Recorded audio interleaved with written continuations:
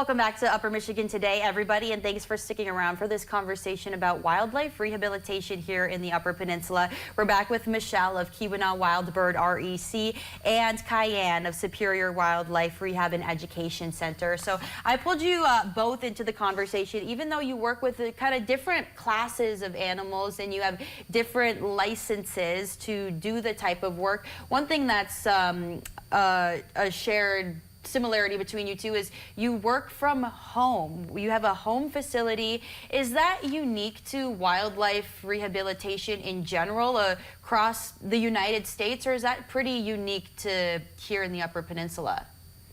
I mean, up here definitely that's how we all function.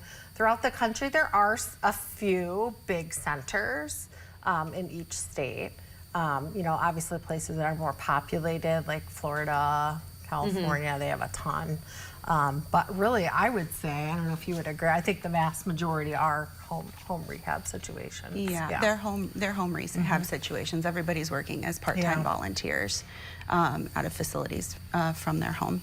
Is that something that you think you're looking to change, or you're hoping to change? You want a dedicated facility near you? Yes, I definitely do. So many people around Marquette and the UP know me as the director of Wilson Creek Wildlife Rehab, which I started out of my basement of my home on my 10-acre hobby farm 6 years ago.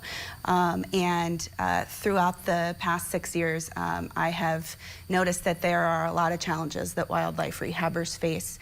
And if I was going to continue to rehab up here, I really felt strongly about trying to do something to address those challenges. And so my solution is Superior Wildlife Rehab and Education Center. So I closed Wilson Creek in February and applied for my new nonprofit for SWREC, and we're granted that, thankfully, and we are currently fundraising to build a dedicated wildlife rehab facility that will accommodate multiple counties in the UP. There are many, many counties that do not have a licensed wildlife rehabber.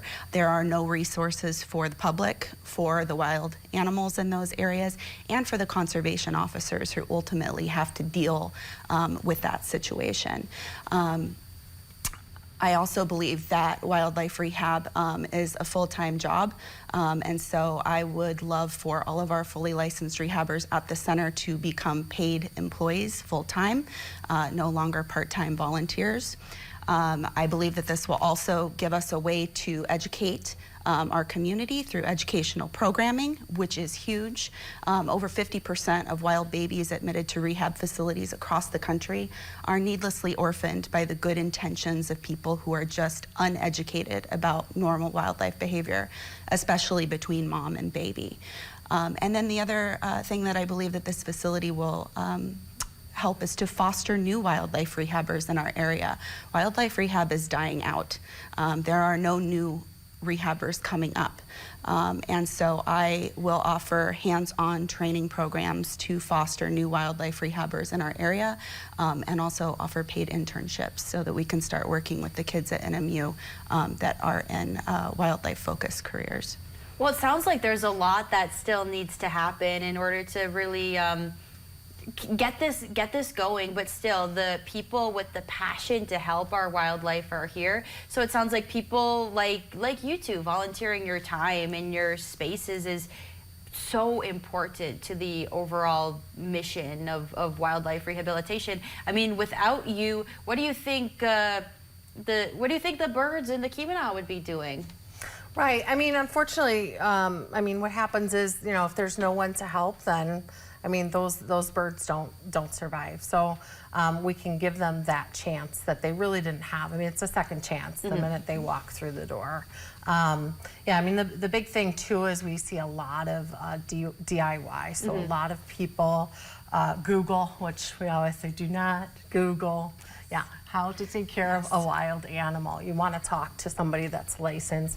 But what happens is they'll try to help not realizing that there are folks that can help, that are licensed and trained, and they will do damage that we can't repair. You know, like birds, like, you know, 2 to 3 weeks they're in the nest. So like imagine like a human, it takes us 18 years to get out of the nest, right? So they are moving so fast in their growth that any disruption to that by being fed the wrong thing, or not often, like I'll get people that'll say, oh, I fed it 3 times a day. Well, it's supposed to be fed 3 times an hour, right, for 12 hours.